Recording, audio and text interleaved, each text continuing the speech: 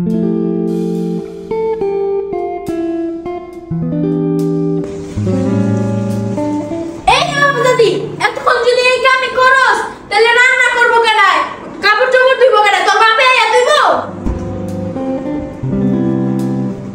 আপনি চিল্লাচিল্লি করেন না, আমি সব কাজই কইরা দেব। জানি তুই কত কাম করস, কত কাম করে বই থাস, আমার ফুলা মাইয়া রাইবো ফের নাতিপুতি লই আইতো না। জানি তুই কত কাম করবি, শেষমেশ আমারে দিয়েই রান্দাবি। আপনি এমন করেন না, আমি ঠিকই রান্দা আপনারে খাওয়ামু। আমি 10-12 বছর ধরে আইছি, আপনার কি রান্দা খাওয়াই না? কত রান্দা কইরা বইয়া খায়। হ্যালো মা, আমি আর এই ভাই থাকবো না বুঝছো। আমার শাশুড়ি আমার লোক কেমন জানি করে, আমি থাকবো না, তুমি আমার নিতে আসো। মা তুমি কেন কান্দো? আচ্ছা ঠিক আছে, আমি রাখতে দিলাম। মা তুমি কেন কান্দো? আমি আর তুমি আমার বাবার বাড়িতে চলে যাবো বুঝছো। দাও না, তোমার দাদি আমার লোক কেরম করে, সারাদিন কাজ করি তারপরে এমন করে।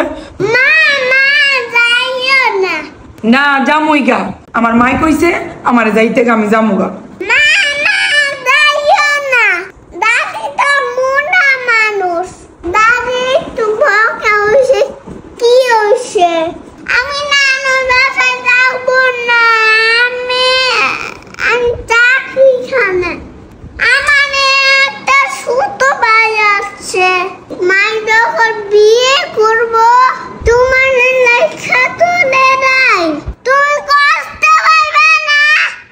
মা তুমি যেমন করবা, তোমার ছেলের বউ তেমনই করবো। তুই এত পাকনামি করিস না বুঝছস।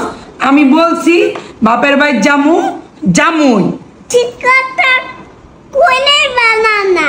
মা আরেকবার চিন্তা কইরা দেখো। আরে মা, তোর কথা আসলে সত্যি, ওই চিন্তা করে দেখলাম কর্মের ফল অনেক কঠিন।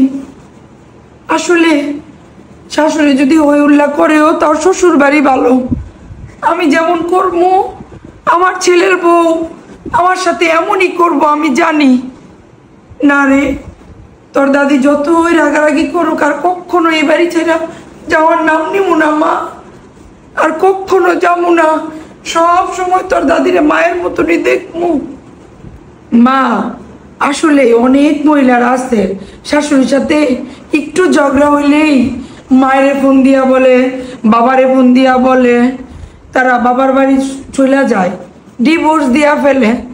মা গো, তুই আজকে আমার চোখটা খুইলা দিছস মা, তুই আমার চোখটা খুইলা দিছস। কখনো আমি আর এই বাড়ি ছেড়ে যাওয়ার নাম নিব না।